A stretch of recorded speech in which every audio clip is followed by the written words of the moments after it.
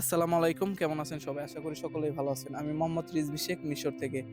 আজকে আমি চলে আসছি মিশরের অত্যন্ত জনপ্রিয় একটা ফল, কাকা ফল। যেটা ইংলিশে বলা হয় পার্সিমন আর আরবিতে বলা হয় কাকা ফল। যদিও এখন কাকা ফলের মৌসুম শেষ হয়ে গেছে, তারপরও আপনাদের কাকা ফল বাগানটি ঘুরে দেখানোর চেষ্টা করব। আর আগামী বছর ইনশাল্লাহ কাকা ফল সহ পেয়ারা বাগান আরো অন্যান্য ফল বাগানগুলো ঘুরে দেখাবো। মিশরের সকল প্রকার জায়গা জমি সরকার থেকে লিজ নেওয়া হয়, সেটা হোক বাড়ি ঘর কিংবা কৃষিখাতের কোনো জমি। আর এই বাগানগুলো তার কোনো ব্যতিক্রম নয়। চলুন বেশি কথা না বলে কাকা ফল বাগানটি ঘুরে দেখা যায়। প্রতি বছর এই বাগানটির গাছগুলোকে ছেটে দেওয়া হয় যাতে আরো বেশি করে ডালপালা নিয়ে গজে উঠতে পারে এবং ফলনটাও বেশি হয়। ফলের মৌসুমের সময় প্রচুর পরিমাণ অতিথি পাখি সহ আরো বিভিন্ন ধরনের জীবজন্তু দেখা যায়। এর মধ্যে হিংস্র কিছু প্রাণীও আছে, যেমন হায়না, বন বিড়াল, সজারু, শিয়াল আরো বিভিন্ন ধরনের ছোটখাটো জীবজন্তু। কাকা ফলের মৌসুমে বাগানগুলোতে ফলের সুমধুর ঘ্রাণে মনোমুগ্ধকর একটা পরিস্থিতি হয়ে দাঁড়ায়, যা বলে বোঝানো সম্ভব না। একমাত্র আপনারা আসলেই বুঝতে পারবেন কতটা সুন্দর বাগানটি হয় এবং তার ঘ্রাণ কেমন। কাকা ফল বাগানের অন্য পাশে রয়েছে পেয়ারা বাগান। চলুন পেয়ারা বাগানগুলো ঘুরে দেখা যায় এবং পেয়ারা বাগানের ভেতর যে সকল অন্য ফল গাছগুলো রয়েছে সেগুলোও দেখানোর চেষ্টা করব। আমি এখন দুইটি পেয়ারা বাগানের মাঝখান দিয়ে হাঁটছি। পেয়ারার মৌসুমের সময় সরাসরি গাড়ি বাগানের পাশে আসে এবং ফল নিয়ে বিক্রির উদ্দেশ্যে রওনা হয়। মিশরে ফলের মধ্যে সবচেয়ে বেশি পেয়ারা রপ্তানি করা হয়, আর এই ফলটির দাম আরো অন্যান্য ফলের থেকে বেশি। মধ্যপ্রাচ্যের দেশগুলোতে মূলত মিশরের পেয়ারা রপ্তানি করা হয়।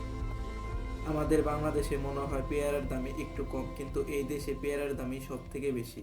আমাদের দেশে যেমন মাল্টা, আপেল, কমলা, আঙুর ফলের দাম বেশি, আর এই দেশে এসব ফলের দাম কম। বলা যায় এক প্রকার উল্টো। আমি আমার পরের ভিডিওগুলোতে মিশরের সকল প্রকার ফল বাগানগুলো আপনাদের ঘুরে দেখাবো ইনশাআল্লাহ।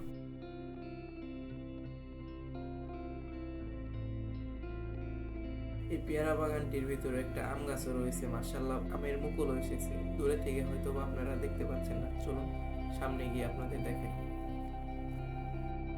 মাশাআল্লাহ আম গাছটিতে প্রচুর পরিমাণে আমের মুকুল এসেছে।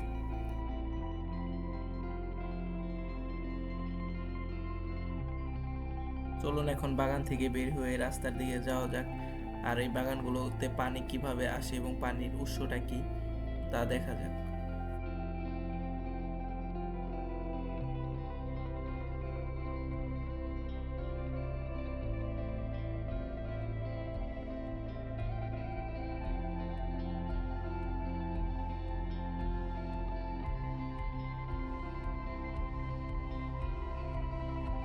মিশরের সকল প্রকার কৃষি কর্মক্ষেত্রে জৈব সার ব্যবহার করা হয়, আর এই বাগানটিতেও তার কোনো ব্যতিক্রম নয়।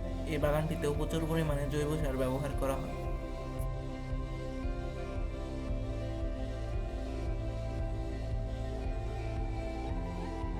নদী থেকে বয়ে আসা একটি খাল বা উপনদীর মাধ্যমে যে পানি আসে, ওই পানি কৃষকেরা বাগানে ও কৃষিকাজের অন্যান্য জমিতে ব্যবহার করে। আজকের ভিডিওটি এই পর্যন্তই। আশা করি সকলের ভালো লেগেছে। ভিডিওটি ভালো লেগে থাকলে অবশ্যই চ্যানেলটি লাইক, শেয়ার এবং সাবস্ক্রাইব করে আমার পাশেই থাকবেন।